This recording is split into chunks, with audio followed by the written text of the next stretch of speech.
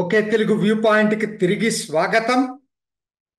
పవన్ కళ్యాణ్ ఇవాళ దేశ రాజకీయాల్లో అందరూ చర్చించుకుంటున్నటువంటి వ్యక్తి పవన్ కళ్యాణ్.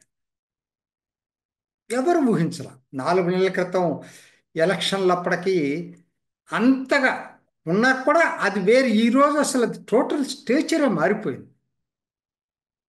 ఎన్నికల ముందు తను కేవలం 24 స్థానాలు తీసుకున్నప్పుడు జనాల్లో చాలా కోపం వచ్చింది.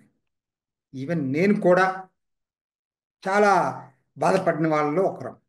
ఏంటంటే అంత తక్కువకి ఎందుకు ఒప్పుకోవాల్సి వచ్చింది అనేది. సరే, అది రాజకీయాల్లో ఎప్పుడైనా ఇది ఉంటుంది. కానీ ఆయన ప్రాముఖ్యత ఒకటి ఒకటి సంఘటనలు చాలా ఇదిగా ఉంటున్నాయి. ఒకటి, ఎన్నికలకు ముందు చంద్రబాబు నాయుడిని జైల్లో పెట్టినప్పుడు తను వెళ్ళి ఏ విధంగా రోడ్డు మీద బైఠాయించి నిరసన తెలపటం అనేది అప్పటికి డీలా పడిన తెలుగుదేశం క్యాడర్లో కూడా ఒక ఉత్తేజాన్ని తీసుకొచ్చాడు. అది చంద్రబాబు నాయుడికి ఒక విధంగా అనకూడదు, ఆయన పెద్ద నాయకుడు, ఎంత ఇదున్నా కూడా రాజకీయాల్లో పెద్ద చిన్న ఉండదు, ఏది కీ ఫ్యాక్టర్ పనిచేస్తుంది అనేది. ఈయన పొలిటికల్ లైఫ్ ఇచ్చాడని చెప్పొచ్చు ఇలయన్స్ పెట్టుకొని. ఆ రోజు జైలుకి వెళ్ళి బయటకు వచ్చి అక్కడి నుంచే తెలుగుదేశం క్యాడర్ మంచి ఉత్సాహంతో పనిచేయటం మొదలుపెట్టారు. అది అంటే ఎక్కడ ఏ ఏ స్టెప్ వేయాలనేది దీన్ని బట్టి పవన్ కళ్యాణ్ ఆయన ఏదో సెలబ్రిటీగానే అందరూ అనుకున్నారు, కానీ ఇంత వ్యూహకర్త అని ఎవరు అనుకోలేదు. అక్కడ తర్వాత ఎన్నికల్లో 24 సీట్లకు ఒప్పుకున్నప్పుడు జనమంతా కూడా ఏంటిది, ఈ 24 సీట్లకు ఎందుకు ఒప్పుకున్నాడు ఆయన అభిమానుల్లో. ఆయన అప్పటిదాకా చేసిన ప్రసంగాలు విన్నవాళ్ళు కొంతమంది, నాలాంటి వాళ్ళని కూడా ఈయనకి బెటర్ ఫ్యూచర్ ఉండాలి అని కోరుకున్న వాళ్ళం. కానీ పవన్ కళ్యాణ్ అక్కడ ఇంకొక ఘట్టం. అంతకుముందు చంద్రబాబు నాయుడుకి పొలిటికల్ లైఫ్ ఎట్లా ఇచ్చాడో ఇక్కడ రెండోది, ఎన్నికల్లో ఎన్డీఏతో ఒప్పందం కుదుర్చుకోవటం కోసం అని చెప్పి బీజేపీ తోటి ఒప్పందం కుదుర్చుకోవటానికి కీలకంగా పనిచేసింది ఒకటి, తెలుగుదేశాన్ని బీజేపీని కలపటంలో కీలక పాత్ర పోషించాడు. సీట్ల ఒప్పందంలో చాలా ప్రాబ్లమ్స్ వచ్చినాయి. అప్పుడు తనంతట తాను అనకాపల్లి పార్లమెంటు సీటు తన బ్రదర్ నాగబాబుని పోటీ చేయించేటువంటి సీటు మానుకొని బీజేపీకి అప్పచెప్పాడు, ఇచ్చాడు సీటు. అసెంబ్లీ సీట్లు కూడా ఒక 3 స్థానాలు తప్పించుకొని 21కే పోటీ చేశాడు. ఇది బీజేపీ అధినాయకత్వం కూడా చాలా ఆశ్చర్యపోయింది.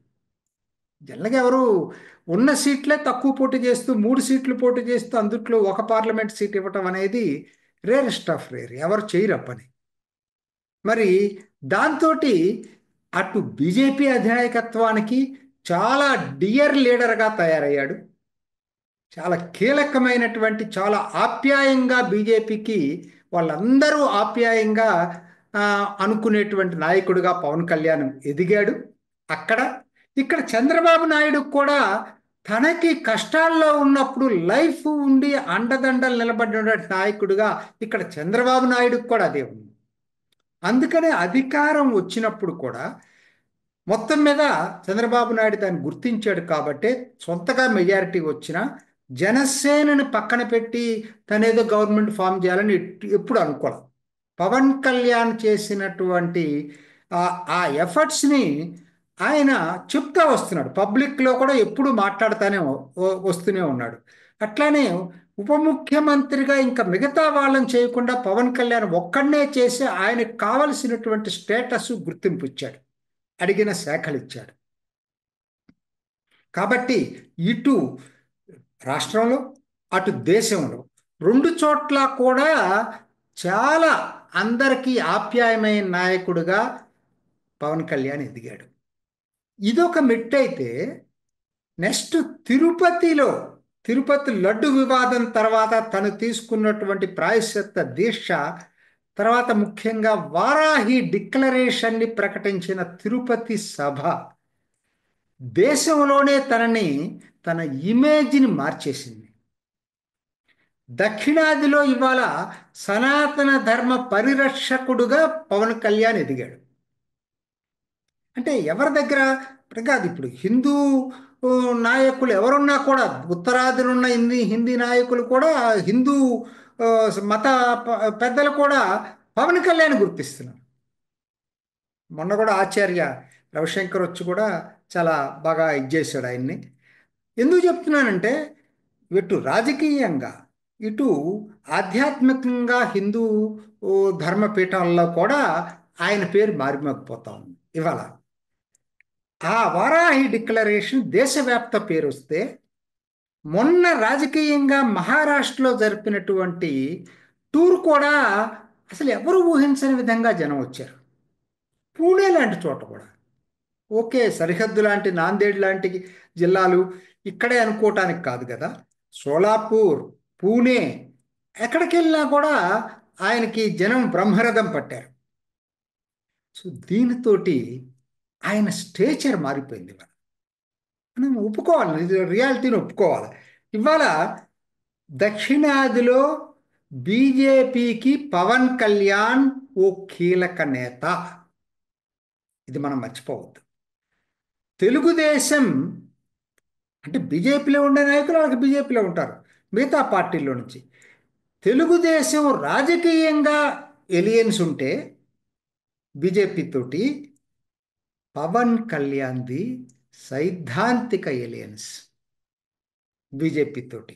ఎందుకంటే ఆల్మోస్ట్ భావాలు, ఈయన భావాలు కూడా జాతీయ భావాలు, ఆధ్యాత్మిక భావాలు, సనాతన ధర్మ పరిరక్షణ, ఇవన్నీ చూసినప్పుడు ఏమవుతుందంటే ఆల్మోస్ట్ సైద్ధాంతికంగా బీజేపీ యొక్క దీన్ని, ఆ భావాలను ఇక్కడ చెప్పేటువంటి ఏకైక నాయకుడిగా దక్షిణాదిలో అదర్ దాన్ బీజేపీలో నిలిచిపోయింది పవన్ కళ్యాణ్.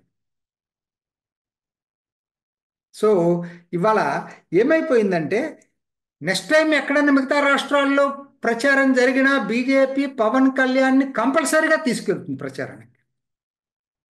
అందుకనే అంది జాతీయ స్థాయిలో కీలక నేతగా ఎదిగాడు ఇవాళ పవన్ కళ్యాణ్. ఎన్నికలకు ముందు పవన్ కళ్యాణ్ ఒక్క 4 నెలల్లో తన యొక్క ఇమేజ్ ఏ విధంగా పెరుక్కుంటా పోతా ఉంది. ఇది నా దృష్టిలో బీజేపీకి పవన్ కళ్యాణ్కి ఉభయత్ర ఇద్దరికీ ప్రయోజనకారమే. బీజేపీకి అవసరం ఆ ప్రచారాన్ని. నిజం చెప్పాలంటే కేంద్ర ప్రాయోజిత పథకాల గురించి జనసేన పవన్ కళ్యాణ్ తన మీటింగులో చెప్తా ఉన్నాడు చాలా చోట్ల. మోడీ జలజీవన్ మిషన్ మీద అది కేంద్ర ప్రభుత్వ పథకం, ఏ విధంగా ఎంత మోడీ దాన్ని ఏ విధంగా తీసుకొచ్చాడని చెప్తా ఉన్నాడు. సో ఒక విధంగా మోడీకి బ్రాండ్ అంబాసిడర్గా దక్షిణాదిన పవన్ కళ్యాణ్ ఎదిగాడు ఇవాళ. ఈ కీలక మార్పు ఎన్నికల తర్వాత జరిగింది. సో పవన్ కళ్యాణ్ ఇక దేశ రాజకీయాల్లో కీలక నేత. ఇది ఈనాటి ఓకే తెలుగు వ్యూ పాయింట్. మరొక ఎపిసోడ్లో మళ్ళీ కలుసుకుందాం. నమస్తే. చూసారు కదండి, మరి ఈ వీడియో కనుక మీకు నచ్చినట్లయితే ఒక లైక్ కొట్టేసి మీ అభిప్రాయాన్ని కూడా కామెంట్ బాక్స్లో తెలియజేస్తూ ఇలాంటి ఇంట్రెస్టింగ్ అప్డేట్స్ కోసం మా ఛానల్ని సబ్స్క్రైబ్ చేసుకోండి.